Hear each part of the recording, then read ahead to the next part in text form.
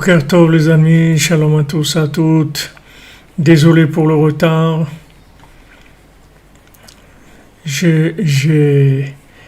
Comme on a l'habitude, dès qu'on change d'endroit, alors ça fait des problèmes. Mais bon, Hachem, voilà, on est arrivé. Bon Hachem. Trop Rabbeinu. Donc voilà, on est au Man, Baruch Hashem. Changement de chapeau, non. Pas de changer de chapeau, non. C'est toujours le même. On travaille toujours du chapeau. On n'a pas changé. Les amis. Voilà.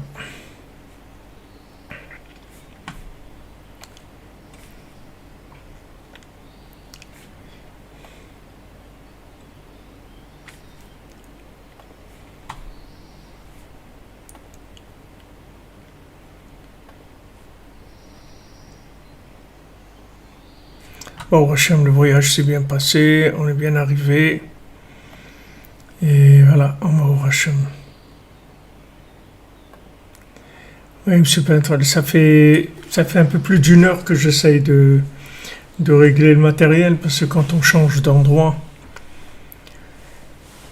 il faut recommencer toutes les connexions, réinstaller des programmes, les trucs. Mais Baruch Hashem, Siyata Dishmaya, Akash Baruch Hu, il aide. Donc, Bezrat Hashem, on fait les chiots pour la foi de tous ceux qui ont besoin. Oui, Baruch Hashem, on a fait un excellent voyage, merci. Refoua Shlema pour tous les malades et toute la délivrance pour tous ceux qui ont besoin. Refoua pour Mima Bat Nejma, Chaya Catherine Bat Esther, Sandrine Bat Janine, Janine Bat Eglantine, René Chaim Ben Clara, Israël Ben Sarah, Chaya Bat Rachel, Jean-Hilaire Elan Gema, David Didier Ben Avraham, Aligre Frecha Bat Rachel, Solange Bat Marcel, Abid Bol, Seigneur Rachel Bat Janine Chana, Myriam Bat Sarah, Avraham Ben Mima, Sévérine Salem, Bat Simone, Sylvie Sarah Bat Léa, Maurice Moshe Ben Marguerite, David Ben Claire, Menachem Claude Blaine, Yehudit et Rachel. Et Yeshuot pour Nina Nadine Bat Mazal, David Raphaël Ben Mesouda Cohen. Et Leilou Nishmat pour l'élévation de l'âme de Masoud Ben Moshe et Clara, Mesouda Bat Simcha, Oshri Rasoulin, Daniel Mouna Ben Louis, Rosalie Bat Rachel.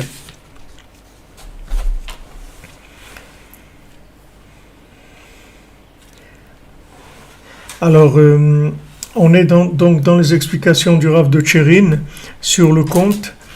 Et le Rav de Tchérin il nous dit Vehine Ashalosh Prinat Adam Amevoar Sham.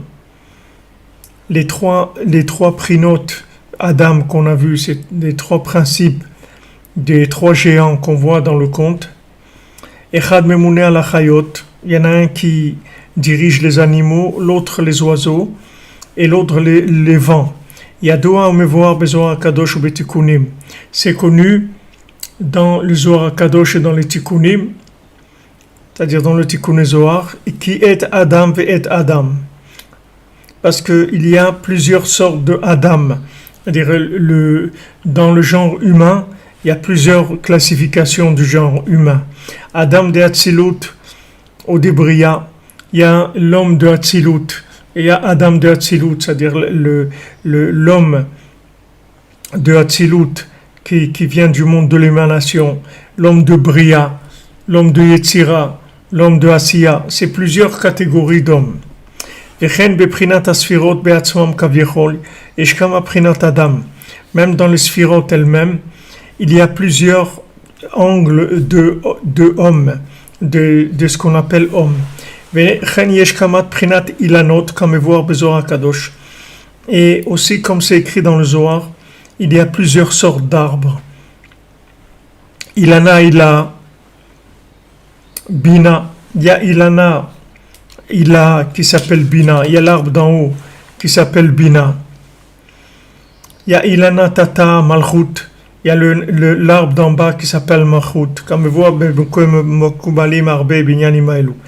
Comme c'est ramené beaucoup chez les kabbalistes, ces sujets-là.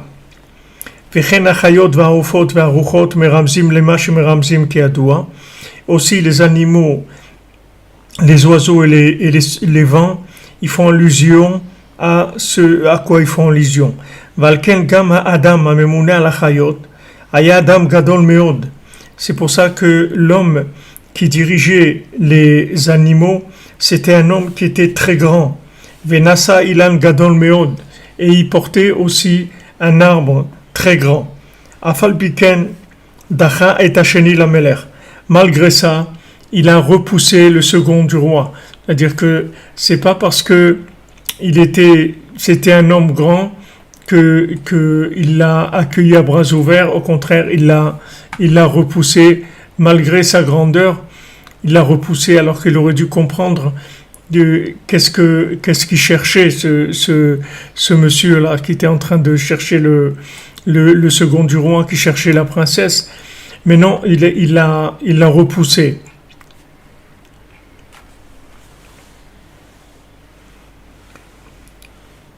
Et oui, Greta Gibus, à peine arrivé, comme vous dites, Béhémet, j'ai pas eu le temps de rien.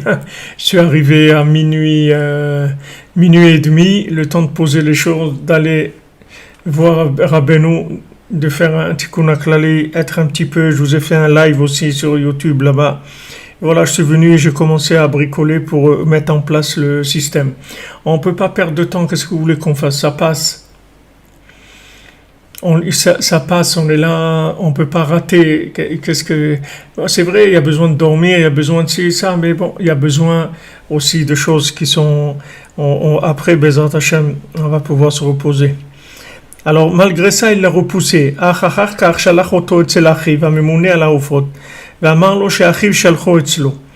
Mais après, il s'est quand même rattrapé. Il lui a dit, écoute, va voir mon frère que lui, il domine, c'est lui qui s'occupe des oiseaux, et dis-lui que c'est moi qui t'ai envoyé. Vegamhu dacha auto, le deuxième aussi l'a repoussé. Malgré ça, il a quand même fait l'effort de l'envoyer chez son frère qui dirige les vents. Vegamhu dacha auto, lui aussi. Vekolze ki gavra alama kolkar. Tout ça, c'est parce que mamash la alama, c'est-à-dire le fait que c'est caché, c'est-à-dire la alama, la stara, le masque, les voiles, ils sont tellement forts.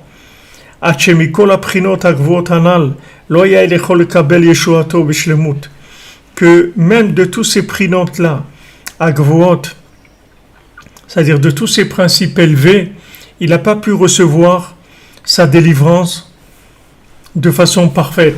C'est-à-dire bien que maintenant, il ait eu affaire à des gens tellement élevés qui étaient des Adam de Hatzilut, hommes d'un niveau de l'émanation d'Hachem, c'est-à-dire ce sont des notions qui sont extrêmement élevées et qui nous dépassent complètement. Malgré ça, il n'a pas pu avoir la délivrance parce que il y a la halama, c'est-à-dire les choses sont cachées, c'est voilé, la vérité est voilée. Et bien, c'est ce que je me disais tout à l'heure, quand j'étais au Tsioun de Rabbi Nachman, je voyais qu'est-ce qu'il y avait. Il y avait deux, trois clochards comme ça, en train de faire un peu de musique. Et voilà.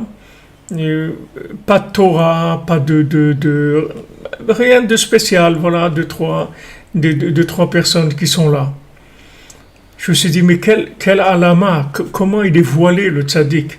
Si les gens ils savaient le milliardième de ce que c'est Rabbi Nachman, mais ça serait plein ici de gens en train d'étudier, de prier jour et nuit, en train de faire des tikkunim. Imaginez-vous si vous aviez Moshe Rabbeinu qui était vivant, qui était là devant vous, il est là, il a Ouman, il est vivant, il est là. Mais les gens, ils seraient venus du monde entier. Ils seraient venus du monde entier, ils seraient venus par tous les moyens possibles, par l'air, par la terre, par la mer, partout, pour être avec Moshe Rabbeinu. Et on voit ici, voilà, vous êtes à l'endroit du Kodesh HaKodashim, du Even Shtia, de la racine de toute la Gdusha d'Eretz Israël, de la racine du Mashiach, de la racine de la réparation de toute l'humanité depuis sa création. Et qu'est-ce qu'il y a? 2-3 paumés comme ça, en train de faire un peu de guitare, chanter un petit peu. Et voilà, c'est tout. Il n'y a rien, il n'y a personne. C'est vide. Il n'y a rien du tout. Il y a personne. Voilà la halama, voilà ce qui s'appelle la halama. Quand la vérité, elle est voilée, c'est-à-dire qu'il n'y a personne qui a dévoilé la vérité. Voilà ce qui s'appelle la halama. Et on voit que maintenant la princesse, elle était tellement cachée, c'est-à-dire elle est allée tellement haut, tellement cachée de lui, que même ces gens-là, qui étaient des géants, et qu'en fin de compte, il est arrivé à les convaincre. Ils lui ont dit, bon, écoute, va chez mon frère, c'est-à-dire va, celui qui dirigeait les animaux, il a envoyé chez son frère qui dirigeait les oiseaux, et après chez les vents, c'est-à-dire il a été de plus en plus haut, c'est-à-dire celui qui dirige les vents, c'est sûr qu'il est beaucoup plus élevé que celui qui dirige les animaux. Et tout ça, c'est des géants. C'est des gens Gdolim Meod, c'est des gens très grands. Et ils tenaient des arbres très grands aussi, c'est-à-dire qu'ils avaient des notions de Torah qui étaient très très hautes, des choses qui étaient très très élevées. Malgré ça, ils n'ont rien pu faire pour lui. Ils ont pu que le décourager et lui dire que ça n'existait pas. Parce que Béhémet, eux-mêmes, ils ne savaient pas que ça existait quelque chose comme ça. Pourtant, c'était des gens très très grands. Ils ne savaient pas. Tellement la lama, tellement le voile, il cache le tzaddik. Tellement le tzaddik, il est caché du monde. Il est caché du monde. C'est des gens, ils venaient à Ouman par millions et qui priaient, qui faisaient des psaumes et tout. Mais c'est sûr que le monde, il aurait été délivré depuis longtemps. Seulement, c'est caché. Les choses, elles sont cachées. Alors nous on est là, Baruch Hashem, c'est pour ça que on est obligé de faire des efforts et de faire le maximum qu'on peut pour entretenir le feu, le petit feu de Rabbeinu. C'est-à-dire par notre Chatzot, par notre Yeshiva des cordonniers, par l'aide des doutes de chacun, de chacune, par le Tikkun HaKlali, par la Tzedaka, tout ce qu'on peut faire pour Rabbeinu, pour entretenir la flamme, de manière à ce que cette flamme-là, elle finisse après par incendier le monde. Mais pour l'instant, vous voyez que c'est pas évident. Pourtant, je veux dire, voilà, on est venu aujourd'hui, c'était un vol régulier de Tel Aviv. C'est vrai que l'aéroport était vide. On est arrivé ici, bon, il faut rester en confinement 2 semaines. Mais ça va, c'est pas, je veux dire, c'est pas la fin du monde. Il y a personne qui vous tire dessus, il n'y a pas des trucs, il y a pas. Mais on voit, c'est tellement faible. C'est-à-dire la motivation dans le monde, elle est tellement faible parce que c'est caché, parce que les gens ils savent pas ce que c'est. Si les gens ils sentaient un tout petit peu ce que c'est, les gens ils viendraient et disaient mais qu'est-ce que c'est 2 semaines? Je reste 2 semaines, il n'y a pas de problème. Je reste 2 semaines en confinement, il n'y a pas de problème. Je reste 2 semaines en confinement. Comme cet enseignant qui est venu une fois à Rosh Hashanah chez Rabbeinu. Et Rabbeinu lui a dit, tu sais, toi tu m'as donné de la tzedaka plus que tous les gens qui m'ont donné de la tzedaka. Pourquoi? Parce que lui c'était un enseignant. Et les enseignants avant, ils étaient embauchés pour 6 mois de travail. Alors lui, comme il voulait être à Rosh Hashanah chez Rabbeinu, donc il a raté le cycle du début du mois d'Elul, c'est-à-dire d'un mois avant Rosh Hashanah. C'était le cycle depuis Elul jusqu'à Pessah, jusqu'à Nissan. Donc 6 mois, en fait, il a donné 6 mois de salaire, et 6 mois, il n'a pas travaillé pour pouvoir être à Rosh Hashanah chez Rabbeinu. C'est-à-dire que Rabbeinu, il a beaucoup été ma'arir, c'est-à-dire il a donné beaucoup de valeur à cet effort qui a été fait. C'est caché. Non, je ne veux pas dire qu'ils sont paumés ou pas paumés, qu'ils sont guidés, c'est des tzadikim, mais regardez à quoi ça ressemble.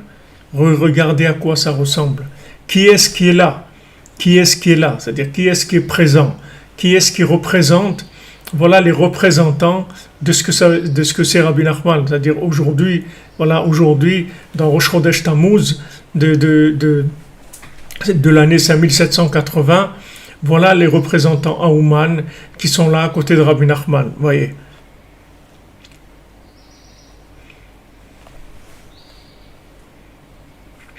Ouais, venez trouver.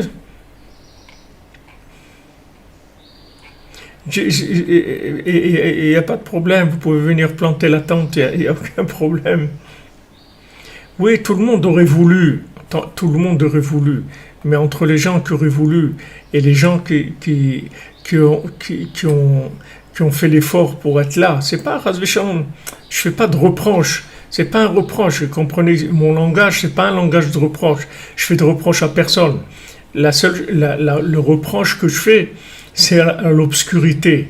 C'est parce que si la lumière de Rabbi Nachman, elle était un peu plus évidente que ce qu'elle est aujourd'hui, alors les gens, ils n'auraient pas besoin de faire des efforts. Parce qu'on fait des efforts quand la lumière a une certaine intensité, mais quand la lumière est très forte, on ne fait pas beaucoup d'efforts parce qu'elle nous porte la lumière. On est porté par cette lumière. On ne sent pas l'effort. On ne sent pas l'effort. Quand est-ce qu'on sent l'effort? C'est quand la lumière, elle est pas très forte. La lumière elle-même, elle est très forte. Seulement, elle est cachée. Il y a beaucoup de voiles. Au Hachem, nous, on essaye de dévoiler tout ce qui est caché. Alors, il dira Rav de Tcherin, Rak betrila nidmelo keilu kol elu anal machikim medachim oto menyano chas v'shalom.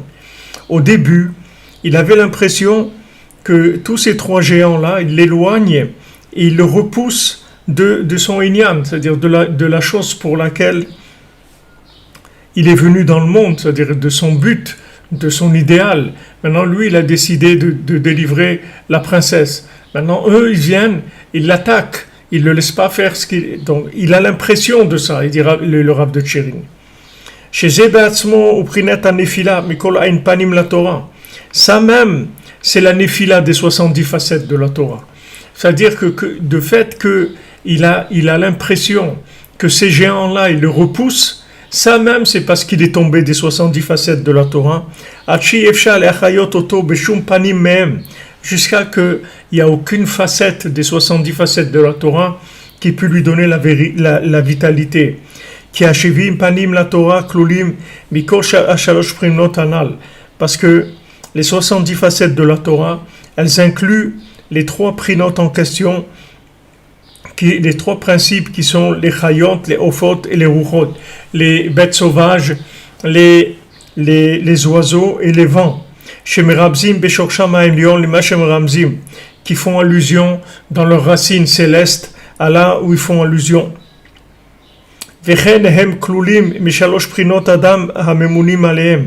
Et aussi ces trois principes, animaux, oiseaux et vents, ils font allusion aussi au niveau de Adam qui dirige ces trois choses-là. C'est-à-dire c'est des niveaux de Adam beaucoup plus élevés. C'est-à-dire Adam du vent, il est beaucoup plus élevé que Adam des animaux.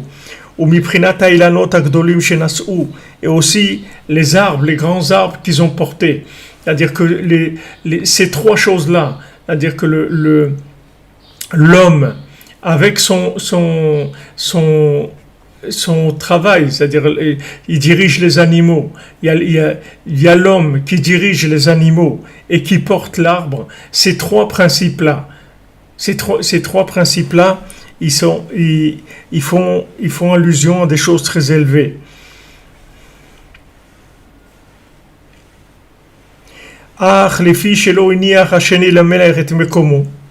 Mais comme maintenant le second du roi, il n'a pas laissé tomber, il n'a pas laissé sa place. Et il était très fort dans sa conscience. Il avait une conscience très très forte. Il avait une conscience inébranlable, très très forte. Ou Bacha Arbe, il a beaucoup pleuré. Afin qu'il puisse atteindre son but de façon parfaite. Il a eu le mérite qu'après sa délivrance, elle s'est réalisée.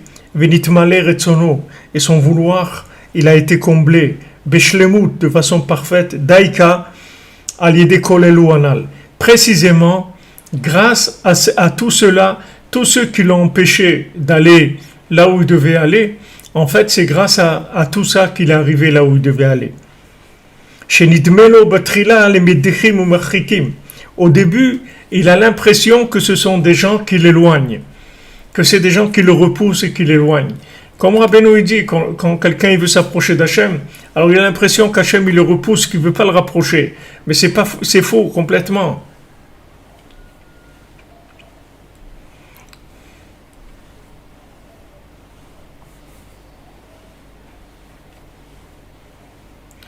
Refoua shlema pour Marie-Thérèse bat Marie-Josée.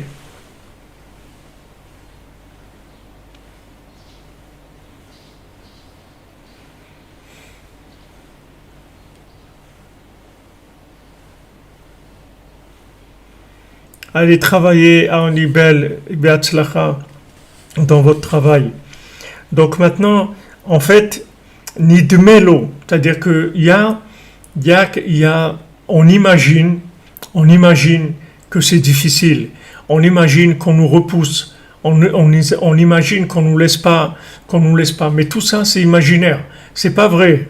C'est pas vrai, parce que vous voyez qu'après, ces géants-là, c'est eux qui vont lui permettre de la trouver. Donc, vous voyez qu'il y a quelque chose qui est complètement imaginaire. C'est quelque chose qui est complètement imaginaire, c'est-à-dire il les voit comme des opposants, comme des gens qui le repoussent. En fait, ils ne le repoussent pas du tout. C'est eux qui vont lui donner la possibilité d'y arriver. Seulement, eux, ils vont jouer le jeu de l'opposition pour lui permettre de grandir et de grandir et de grandir dans son vouloir, à chaque fois de grandir, d'arriver à des niveaux beaucoup plus grands. Parce que un il l'a envoyé chez l'autre et l'autre chez l'autre. Jusqu'à qu'il est arrivé à l'endroit de la Bat Malka, de la princesse Vezacha Leotsia, et il a eu le mérite de la faire sortir, ou les Avia, les Bet Avia Beshlemut, et il l'a ramené à la maison de son père de façon parfaite. Maintenant, comme toutes ces choses-là, ce sont des choses qui sont extrêmement élevées. Et comme on ne comprend rien du tout là-dedans, il dit le Rav de Tchérin, il dit c'est pour ça qu'on ne va pas s'étendre sur ça, parce que ce sont des choses qui nous dépassent complètement, qui sont extrêmement élevées. Donc nous, ce qui nous intéresse là de prendre, c'est à part c'est-à-dire la chose principale, c'est tous les tikkunim que ça fait sur notre âme, l'histoire elle-même, l'histoire, c'est-à-dire ces personnages-là, l'histoire, chacun ce qu'il fait, etc. Ce sont des choses qui réparent nos âmes de façon extraordinaire. C'est un éveil extraordinaire pour nos âmes. Ça, c'est ce que Rabbeinu nous a dit. Maintenant, tout ce que nous, on va gratter là-dedans comme explication pour nous encourager, ça, c'est des choses que nous, on va prendre. Mais ça n'a rien à voir avec le sens des contes eux-mêmes. C'est-à-dire les contes eux-mêmes, c'est quelque chose d'extrêmement élevé. C'est comme si vous prenez, c'est comme si quelqu'un il prend un médicament et ce médicament il est sucré, c'est-à-dire on ajoutait un peu de goût de miel dans le médicament pour que la personne elle puisse prendre le médicament. Mais le miel qu'il y a dans le médicament, il n'a rien à voir avec le médicament. C'est-à-dire c'est pas le miel qui soigne. Le miel, il est juste pour permettre aux médicaments de pouvoir être absorbés de façon qu'ils ne soient pas trop amers. Donc le miel, il est là pour adoucir l'amertume qu'il y a dans le goût du médicament. Mais le miel, il ne soigne pas. Donc nous, c'est la même chose. C'est-à-dire tout ce qu'on peut trouver comme explication des contes, c'est pas ça qui agit sur nous. Ce qui agit sur nous, c'est le conte. Mais comme maintenant, si on ne trouve pas des choses pour s'encourager par rapport au sens des contes, on va se sauver, on va partir, on va pas faire les contes, parce que si c'est trop sec et on tire pas des liens avec nous-mêmes, des liens concrets, c'est-à-dire qu'on arrive à s'identifier. Si on n'arrive pas à s'identifier à notre niveau, on va laisser tomber, on va pas continuer. Donc maintenant, Rabbeinu nous a dit il faut chercher des allusions, des explications et tout, mais sachez que toutes les explications que vous allez trouver, ça n'a rien à voir avec le conte.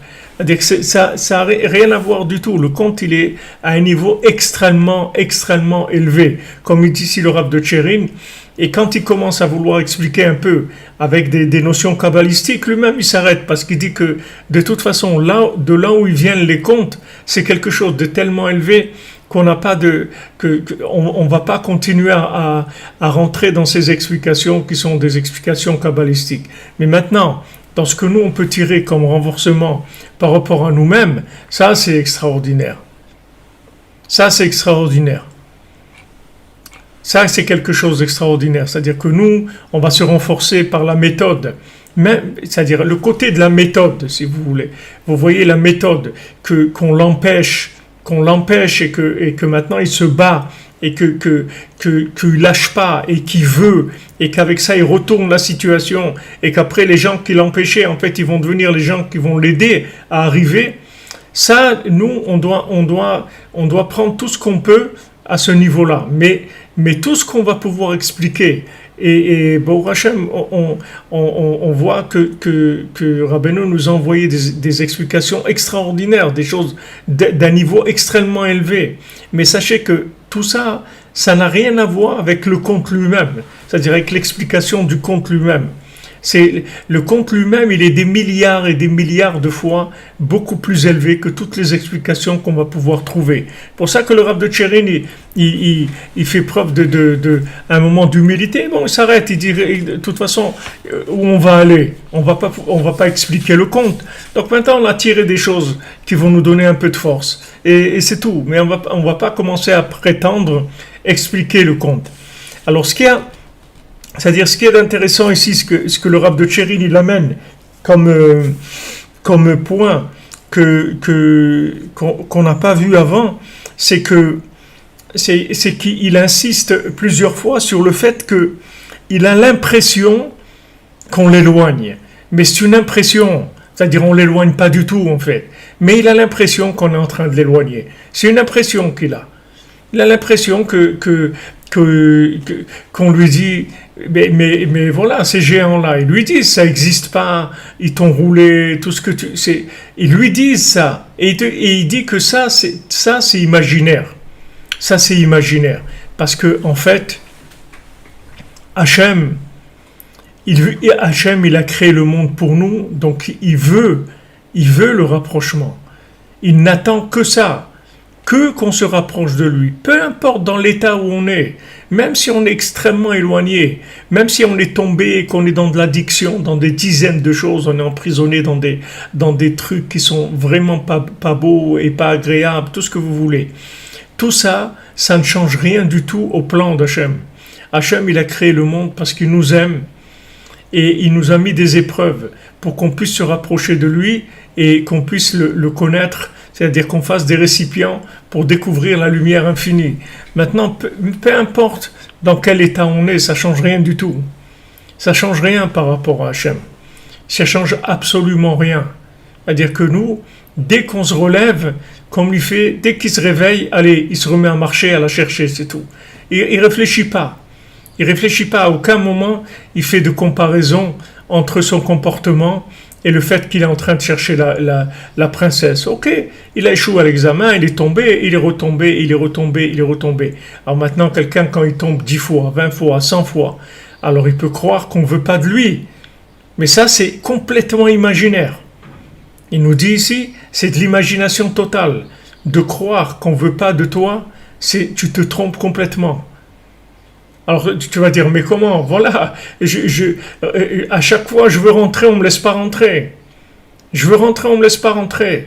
Je veux prier, on ne me laisse pas prier. Je veux faire ça, on ne me laisse pas. Je veux me convertir, on ne me laisse pas. Je veux faire tchouba, on ne me laisse pas. Je veux être bessimra, j'arrive pas. Je veux me marier, j'arrive pas. Je veux avoir du shalom bayit, j'arrive pas. Je veux que mes enfants ils m'écoutent, j'arrive pas. Je veux de la parnassa, j'arrive pas. Tu me dis que c'est imaginaire complètement. C'est ça qu'il nous dit ici. C'est complètement imaginaire. C'est un montage. C'est pas vrai. C'est pas vrai. C'est-à-dire que maintenant, ces géants-là, avec toute leur taille extraordinaire, parce que ce sont des géants, c'est-à-dire qu'ils viennent d'un niveau extrêmement élevé, ce sont des gens extrêmement élevés. Il arrive à la fin à ce que ça devient son soutien, c'est-à-dire eux-mêmes, ils vont le soutenir. Chacun, il va le soutenir, il va l'aider du plus qu'il peut l'aider. Il dit, regarde, mon frère, bon, ok, moi, puisque tu insistes et tout, alors regarde, il y a mon frère, etc. Il l'aide. Et dis-lui bien que c'est moi qui t'envoie et tout, parce que il veut qu'il s'occupe bien de lui.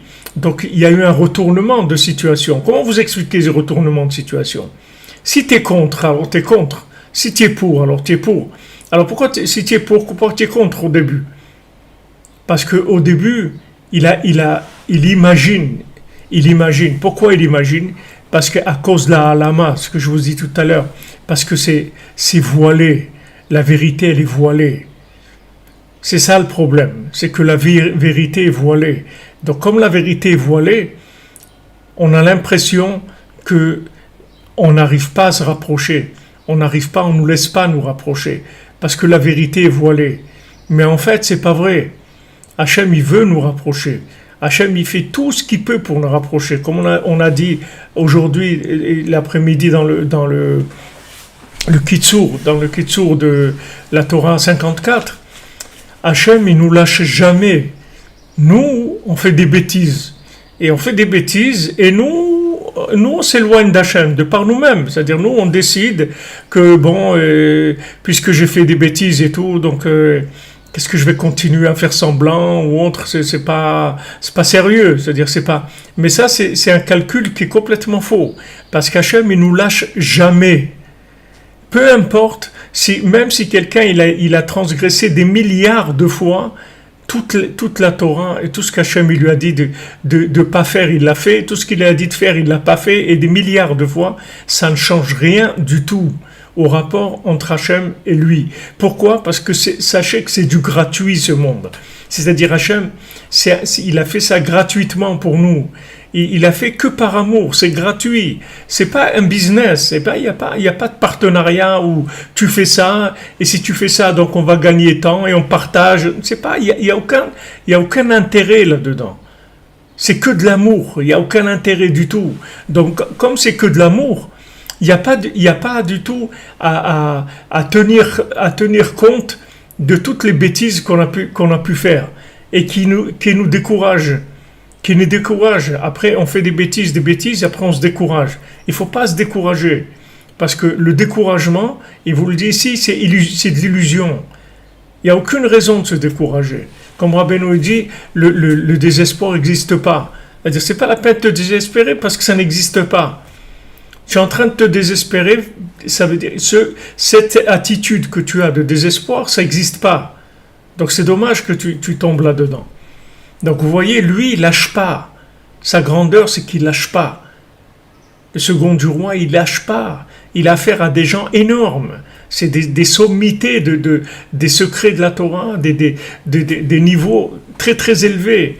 Et qui lui disent, tu te trompes, ça n'existe pas. Et lui dit, non, ça existe. Ça existe, je continue, c'est tout. Je ne m'arrête pas. Ça, c'est sa force, vous comprenez?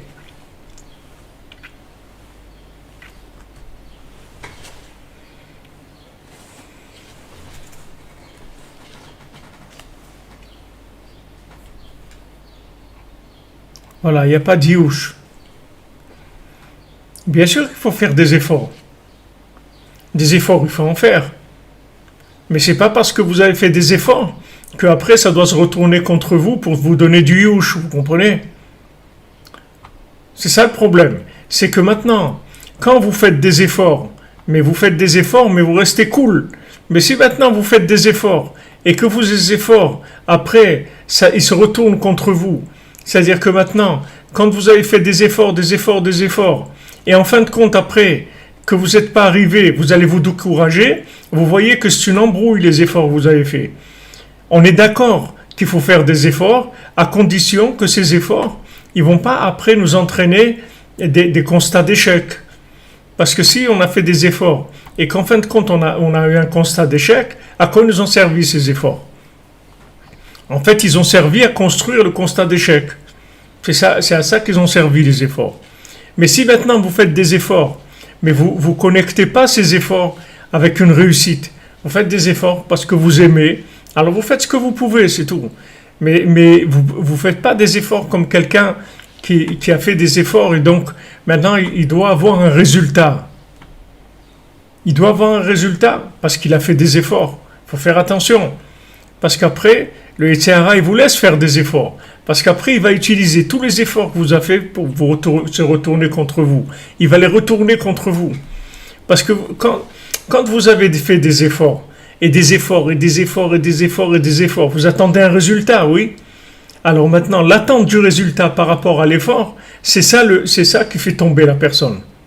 Tandis que maintenant, si vous faites de l'effort gratuit, c'est-à-dire vous faites de l'effort, vous essayez, c'est tout. Et vous essayez encore, et encore, et encore, et encore. Mais c'est tout. C'est-à-dire que ce n'est pas des efforts qui vous amènent à l'expectative d'un résultat quelconque. Vous faites les efforts, c'est tout. Parce que vous aimez, vous faites des efforts. Mais est-ce que maintenant ces efforts ils vont donner du résultat ou pas? C'est pas votre problème. Et avec ça, vous vous protégez du boomerang. Sinon, ça revient vers vous. Tous les efforts que vous avez faits, ils reviennent vers vous. C'est-à-dire que c'est ça qui augmente votre niveau de découragement. Et le Yetzer Hara, des fois, il donne à quelqu'un la possibilité de faire beaucoup d'efforts. Il le laisse, le Yetzer Hara lui-même, il l'aide à faire des efforts. Parce qu'il sait qu'il va faire tellement d'efforts. Et après, s'il n'a pas un résultat, il va tomber. Comme ce Breslever qu'on lui dit, voilà, tu te lèves à Chatzot tous les soirs et tout, on ne voit pas des changements tellement dans ta vie par rapport Il a dit, mais vous ne comprenez pas que quand moi je me lève à Chatzot, ce que j'ai gagné, c'est que le lendemain, je me lève encore à Chatzot, c'est tout. C'est ça que j'ai gagné. C'est tellement extraordinaire de pouvoir se lever à Chatzot, que voilà, tout mon Chatzot, il m'a servi à me réveiller encore une fois.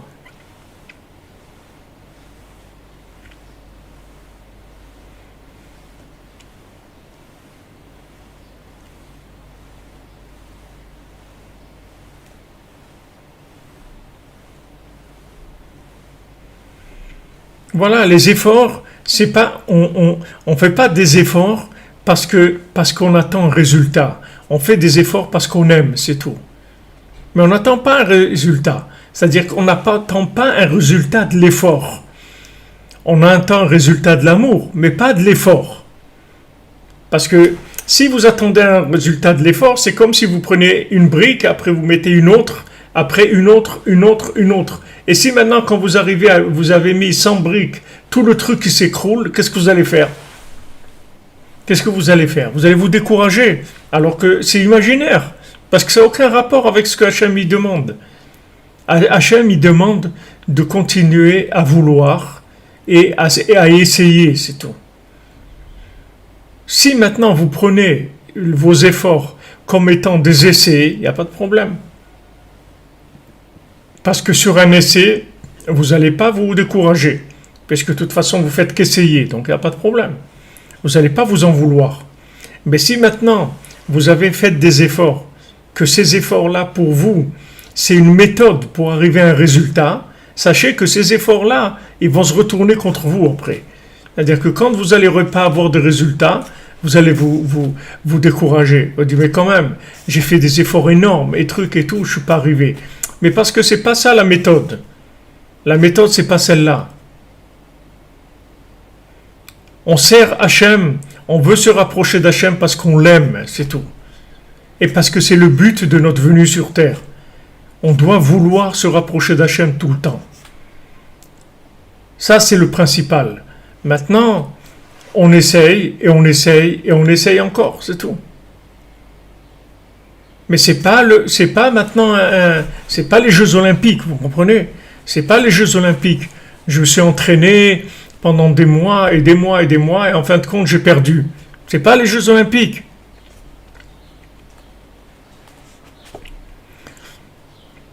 Hashem te bénir, Yitzhak, bracha, tzlacha, chodesh tov, bezrat Hashem, du shalom bayit, de Ahava, la simchat de la Torah, tu te rapproches de Rabbeinu, Bezrat Hashem.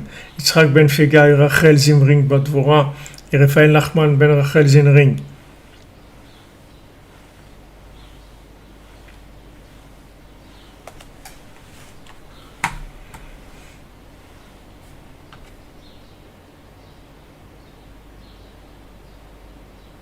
Est-ce que vous comprenez cette notion-là? C'est pas difficile à comprendre. C'est que maintenant, si le service divin, il est en fonction d'un résultat, alors vous n'allez jamais pouvoir faire ce qu'il a fait lui. Parce que lui, quand il est arrivé à l'examen, il a échoué.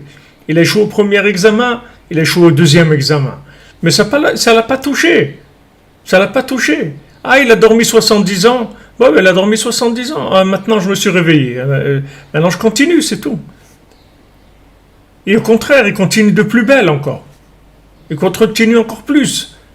Encore plus. Il est sorti encore plus renforcé dans son vouloir. Mais il s'est pas dit j'ai raté l'examen 2 fois, bon, c'était tellement dur déjà de la trouver là où elle était, etc. Et j'ai échoué 2 fois et tout, donc ça veut dire que je suis pas fait pour ça, ou il va se trouver des réponses à ça. Mais vous voyez que lui, ça le touche pas du tout. Ça le touche pas du tout, il continue, c'est tout. Comme si c'était rien passé, en fait. Parce qu'il ne s'est rien passé, puisqu'il essaye, c'est tout. Il essaye. C'est comme si vous faites des essais. Quand vous faites des essais, il n'y a pas de problème. Vous allez pas être rigoureux, parce que c'est des essais, c'est tout, ce sont des essais. Mais si maintenant vous faites du vrai, soi-disant, alors là, il faut que ça marche. Parce que ça, c'est du vrai. Donc ça, il faut faire attention. Parce que des fois, on fait des efforts, mais on est d'accord de faire des efforts que c'est un résultat. Mais si on nous dit, voilà, tu vas faire des efforts, mais ça n'a pas de rapport avec le résultat. Il y a des gens qui disent, mais c'est pas possible, pourquoi je vais faire des efforts alors? Pourquoi tu vas faire des efforts? Parce que tu aimes Hachem, c'est tout. Tu aimes Hachem, tu veux te rapprocher de lui, alors tu fais des efforts. Mais tu n'es pas en train d'attendre un résultat. Tiens, un résultat, mais c'est pas ça que tu attends. Parce que si maintenant l'effort il est lié avec le résultat, et uniquement avec le résultat, ça va se retourner contre la personne. Et là, si lui il avait ça, il serait arrêté au bout de la 2e fois. Et on dit, ok, j'ai dormi 70 ans, bon, écoutez, il n'y a plus rien à faire, je laisse tomber, c'est tout. Mais vous voyez que ça ne le touche pas. Donc il y a un sod là-dedans, il y a un secret là-dedans, comment ça marche. Comment ça marche? C'est-à-dire que quelqu'un qui a cherché des années, et il est arrivé, presque il l'a trouvé, et juste pour un examen qu'il a échoué, il a perdu, elle s'est éloignée de lui maintenant, il va aller chercher encore des années et des années. Normalement, il doit être découragé, vous voyez, il ne se décourage pas du tout. Au contraire, il y va de plus belle encore. Parce que la motivation, elle ne vient pas du résultat. La motivation, elle ne vient pas de la médaille d'or. Il y a des notions comme ça, il y a des notions comme ça, même dans le sport. Il y a des gens qui font du sport, mais par l'amour du sport, c'est tout. C'est pas la médaille d'or. Ils n'ont rien à faire de la médaille d'or. Et quand ils s'entraînent, etc., ils vont aller aux Jeux Olympiques, ils vont faire, uniquement pour l'amour du sport, c'est tout. Mais ils visent pas la médaille olympique. Mais si on vise la médaille olympique, alors on a toutes les chances de se faire casser complètement.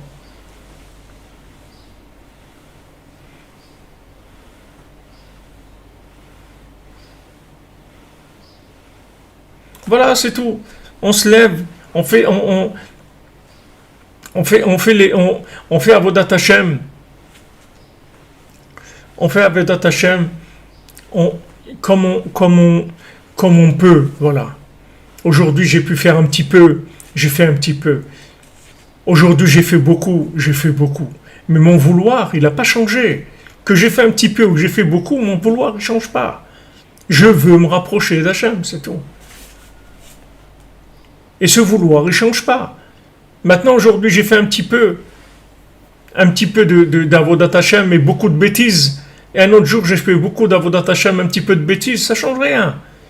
Moi, je veux tout le temps, c'est tout. Donc, dès que je peux, je fais, c'est tout. Mais je ne suis pas angoissé du tout, je ne suis pas stressé, je ne suis pas angoissé. Il n'y a pas de résultat. Je ne dois pas arriver à la médaille d'or. C'est pas ça que je cherche. Je ne cherche pas la médaille d'or.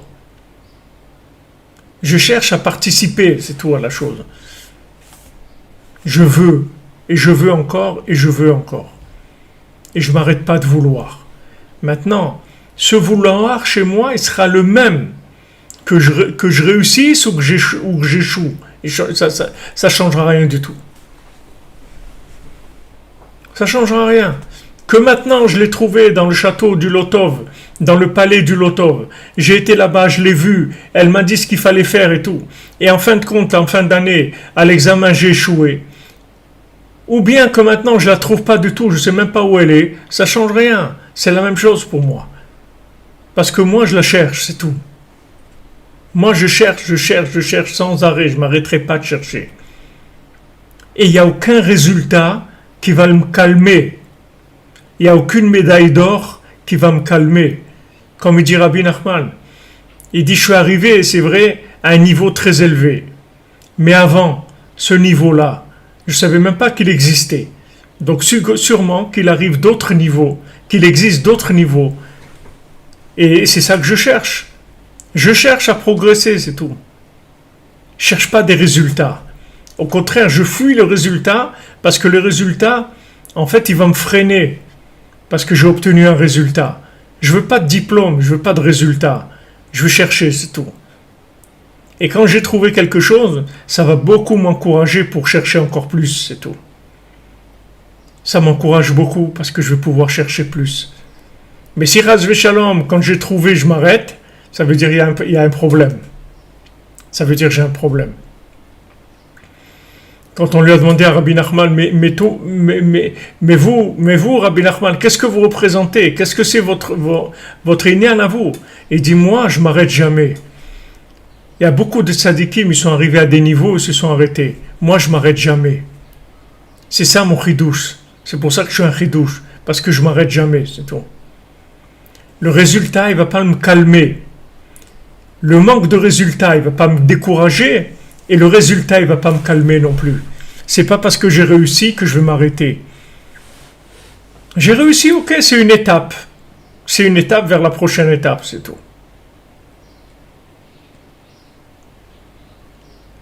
Mais je ne m'arrête pas. Pourquoi? Parce que je sais que le principal dans tout ce jeu-là, c'est le vouloir.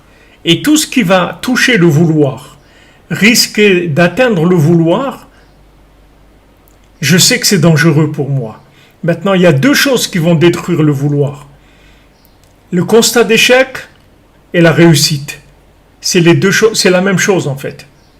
Parce que les deux, ça va entraîner que la personne va s'arrêter. Donc du moment où la personne elle s'arrête, elle veut plus, qu'elle veut plus parce qu'elle a échoué, qu'elle veut plus parce qu'elle a réussi, c'est la même chose. Qu'est-ce que ça change?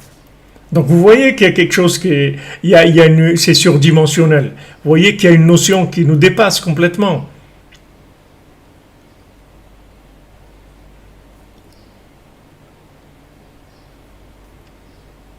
Oui, l'essentiel, c'est la constance dans la recherche, dans l'effort de la recherche.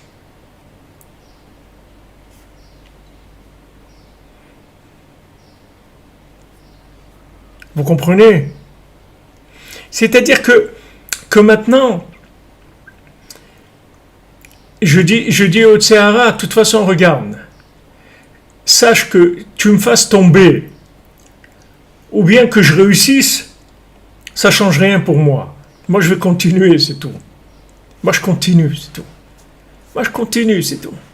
Moi, je continue dans ma cordonnerie. Je fais, et je fais, et je fais, et je fais, et je fais, et je fais, je ne m'arrête pas, c'est tout. Ah, j'ai réussi, c'est pas grave, c'est pas important. Ah, j'ai échoué, c'est pas grave non plus. Pas important, je continue. Parce que tout ce que Hachem y veut, c'est ce vouloir-là. Ce vouloir, c'est la chose la plus élevée qui existe. Il n'y a pas plus élevé que ce vouloir-là. Et ce vouloir, il a deux ennemis. Il a l'échec et la réussite, qui sont la même chose en fait. Parce que les deux, c'est l'échec du vouloir. C'est arrêter de vouloir, c'est tout.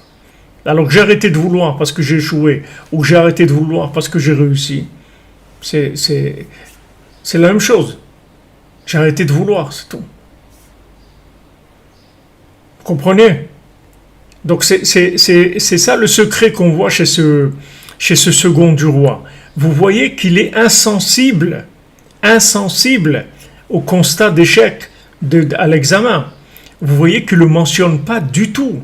Qu'il ne commence pas à dire, mais qu'est-ce que j'ai fait, mais que je suis bête, mais quel idiot, alors, pour un truc, j'aurais pu tenir, il ne rentre pas du tout là-dedans. Il ne rentre pas du tout là-dedans, du tout, il n'en parle même pas.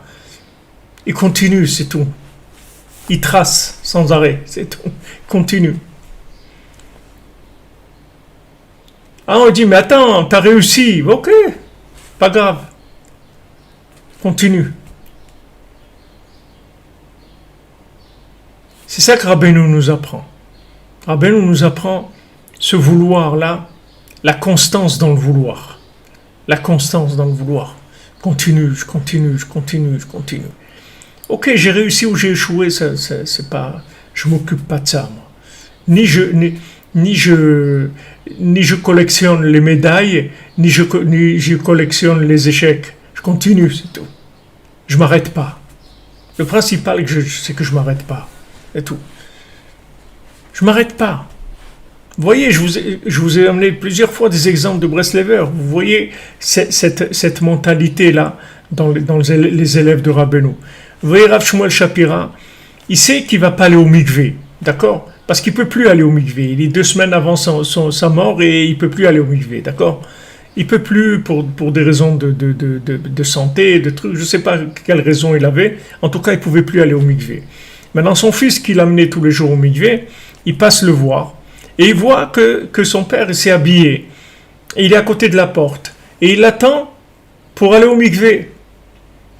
Alors le fils, il dit, mais attends, mais papa, mais tu sais que tu ne peux pas aller au mikvé. Alors Rav Shmuel Shapira, il lui répond, il lui dit, quoi? Vouloir aller au mikvé, ça aussi tu veux me l'enlever? Ça tu ne pourras pas me l'enlever. Qu'est-ce qu'il fait, Rav Shmuel Shapira? Il se lève, il sort de son lit, il s'habille, il fait tout ce qu'il peut qui ressemble à aller au mikvé. Quand il va au mikvé, qu'est-ce qu'il fait? Il est sorti de son lit, oui. Il s'est habillé, oui. Il s'est rapproché de la porte, oui. Maintenant, aujourd'hui, ça s'est arrêté là. Avant, il passait la porte, son fils le cherchait, il l'accompagnait au mikvé, etc. Maintenant, ce qu'il a pu faire, c'est d'arriver à la porte. Mais ça ne change rien pour lui. C'est-à-dire le vouloir qu'il a maintenant et le vouloir qu'il avait avant, quand il arrivait à terminer la chose, ça n'a rien changé pour lui. Ça n'a rien changé. Maintenant, il est dans une situation où il est handicapé. C'est-à-dire, il ne peut pas arriver à finaliser la chose. Ok. Mais le vouloir, il est toujours là. Et au contraire. Et ces languissements-là, c'est ça le principal. Comme je vous l'ai dit plusieurs fois, le Zohar il dit que les vêtements qu'on fait pour notre âme avec le vouloir, ils sont plus grands que les vêtements de l'action. Les vêtements du vouloir, c'est ça le principal. L'action, c'est un support, c'est tout. Si vous voulez, c'est le jeu, l'action. C'est le jeu, comme si vous dites, voilà, il y a un jeu, on va faire un sport. On va faire un sport. Mais toute l'invention du sport, que voilà, il faut faire du javelot, il faut faire de la course, ou du football, ou n'importe quoi. Tout ça, en fait, c'est juste une mise en scène pour développer le vouloir et l'effort des gens, c'est tout. Mais c'est pas le sport qui est important. Ce qui est important, c'est combien ces gens-là, ils vont vouloir, ils vont faire des efforts, ils vont transpirer, ils vont courir, ils vont faire. C'est ça qui nous intéresse. C'est-à-dire que derrière ça, il se cache un vouloir énorme. C'est ça qu'on cherche. On cherche ce vouloir. On ne cherche pas le résultat. On cherche le vouloir. Parce qu'en général, le résultat, il éteint le vouloir. Comme l'échec, c'est 2 choses qui sont exactement pareilles. Maintenant, dans le monde, si vous dites ça dans le monde, ils vont te prendre pour un fou. On va te dire, mais attends, tu veux dire que quelqu'un qui a réussi, quelqu'un qui a échoué, c'est la même chose? C'est même, des fois, c'est même pire, celui qui a réussi.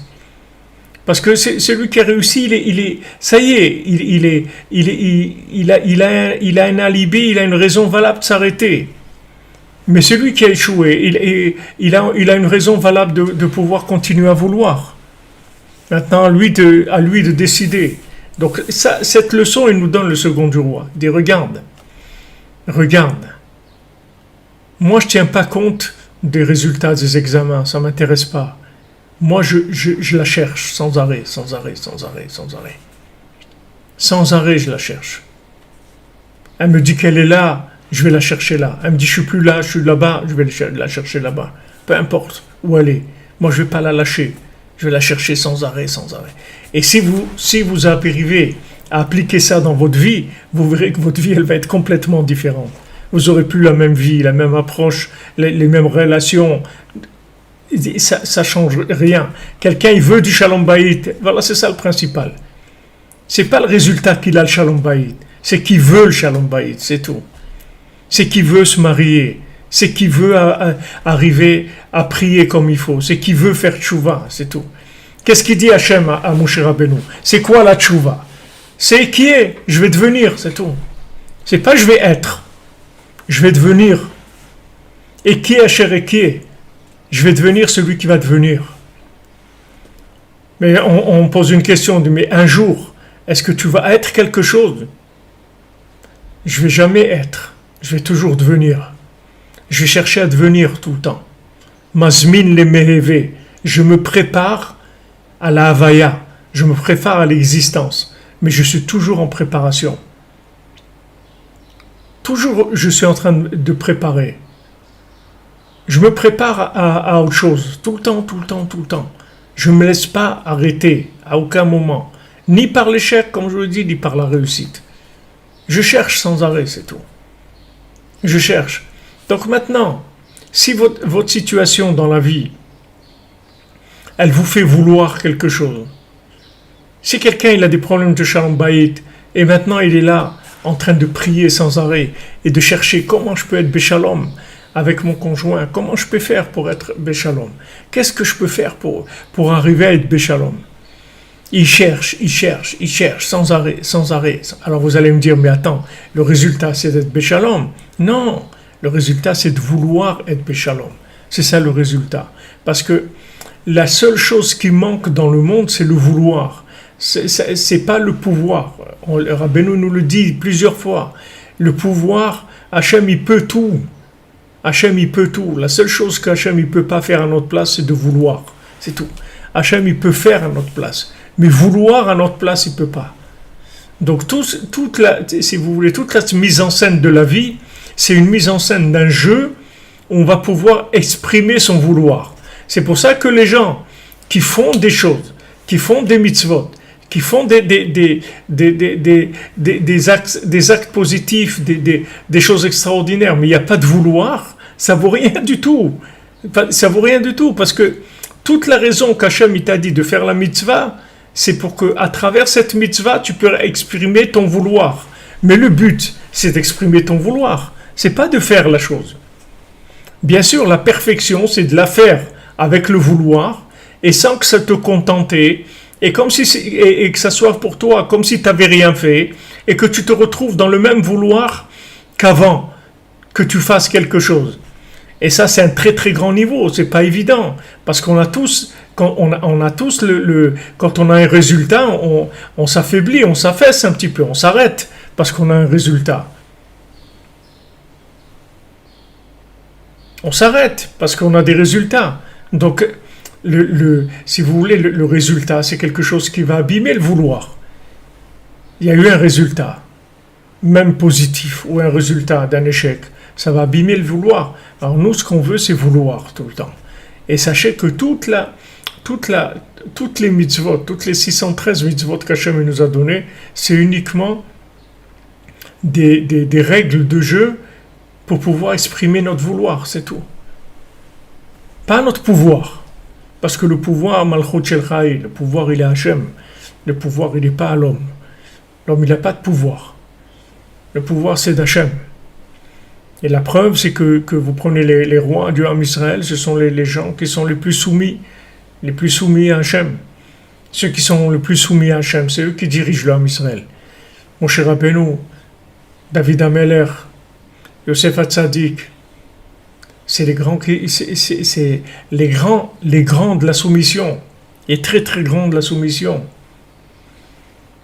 Quand Yosef dit à ses frères, vous n'avez pas besoin d'avoir peur de moi, parce que moi je suis Tachat Elokim, Moi, je suis soumis à Dieu, moi. Si Dieu, il a fait comme ça, que mes frères, ils ont envie de me tuer, alors ils ont envie de me tuer, c'est tout, c'est comme ça, c'est la vie. Qu'est-ce que je vais faire?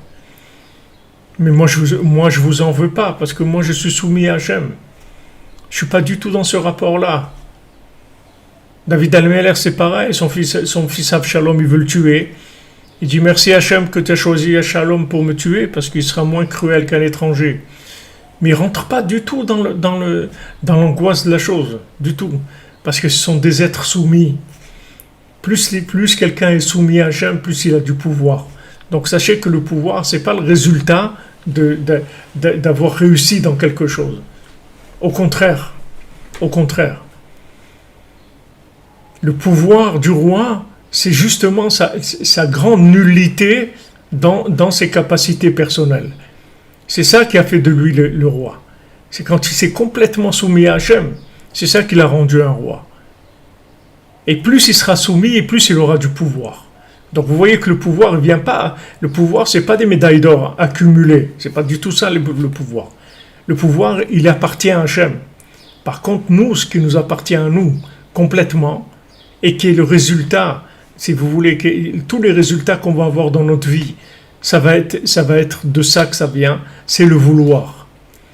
Et faites attention que quand vous habituez à faire la Torah, à faire les mitzvot, faites attention que le vouloir ne baisse pas. Parce que quand le vouloir baisse, c'est terminé. C'est terminé. Le Yetzer Hara, il vous laissera réussir beaucoup de choses pour que vous arrêtiez de vouloir.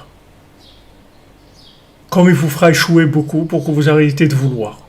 Mais des fois, il sait que s'il vous fait échouer, il va pas arriver à éteindre le vouloir. Alors il vous donne la réussite. Mais c'est pareil. C'est pareil.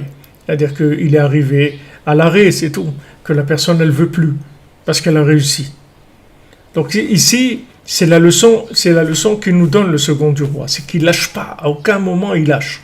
Il ne tient pas compte du tout des résultats. Il ne tient pas compte. Il a échoué une fois, il a échoué 2 fois. Okay. Il a dormi 70 ans. Quand même, c'est beaucoup. C'est une grande dégringolade. C'est 70 ans dormir. Et il se lève et il demande où je suis dans le monde. Voilà ce qui s'est passé et tout. Bon, il dit allez, on y va. On y va. Et à chaque fois, il est plus fort. Puisqu'après, il laisse le mécharet, il laisse le serviteur, il laisse le cheval, tout ça, il laisse. Et il y va tout seul. Et il avance. Vous voyez qu'il avance. Même dans sa façon de chercher, il avance. Il est beaucoup plus raffiné à chaque fois. Donc voilà ce que Rabbeinu nous apprend. Les amis, peu importe où on se trouve, qu'on se trouve en haut et en bas, ça ne change rien du tout. On doit vouloir, sans arrêt. Voilà ce que Hachem il attend de nous. Qu'on veuille se rapprocher de lui, qu'on veuille le bien, qu'on veuille la Géoula, qu'on veuille que tout marche comme il faut, que le vouloir, c'est tout. Et quand on fait des actions, c'est parce que les actions, elles vont entretenir le vouloir, c'est tout. Mais si l'action, elle va éteindre le vouloir, on n'a rien gagné. On n'a rien gagné du tout. L'action, ça entretient le vouloir. On fait. Comme on dit, l'appétit vient en mangeant, ok, alors on va manger, on n'a pas d'appétit, ok, alors on va manger un petit peu, pour avoir de l'appétit, c'est tout. C'est-à-dire, on va faire des actions, des bonnes actions, pour avoir encore plus envie de faire des bonnes actions. Mais si maintenant on fait des actions pour s'acquitter, alors qu'est-ce qu'on a gagné? On n'a rien gagné, on s'est acquitté. Qu'est-ce que ça veut dire on s'est acquitté? Ça veut dire on est parti. Mais nous, on ne voulait pas que tu partes, on voulait que tu rentres plus, tu sois plus. On ne voulait pas que tu sois yotse, on veut que tu sois un ichnas. On ne voulait pas que tu t'acquittes et tu nous quittes, parce que tu as réussi. Mais on veut continuer. On veut continuer avec toi. On ne veut pas parce que tu as réussi que tu nous quittes. Donc tu restes avec nous. Qu'on reste amis, qu'on reste ensemble tout le temps, même si tu as réussi. Même si on a tous réussi, change rien. On reste dans la même amitié, dans le même vouloir, dans la même jeunesse. C'est ce que Rabbeinu nous enseigne.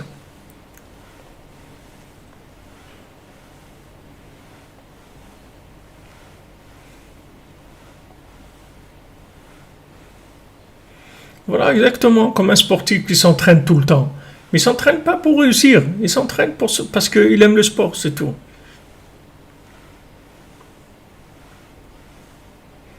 Voilà les amis. Be'atzlacha, Chodesh Tov, bonne journée. Et on se retrouve tout à l'heure à 3h pour la Torah 54, le Kitsour.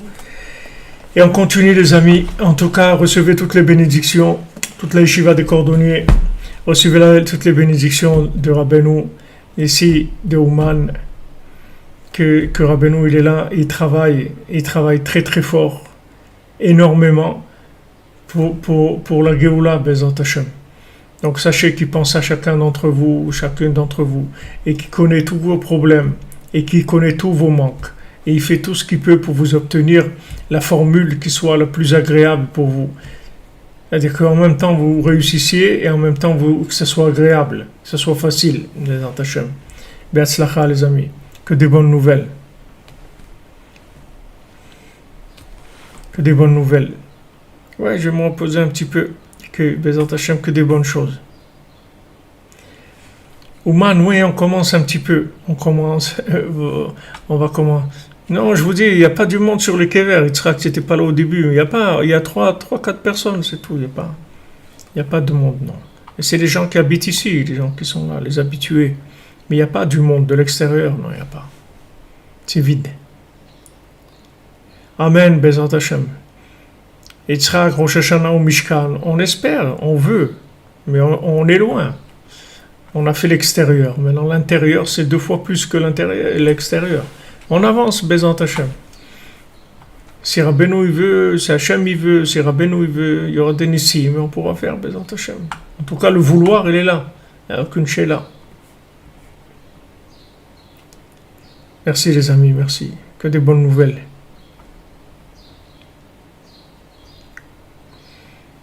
Amen, Bezat Hashem. Amen, merci.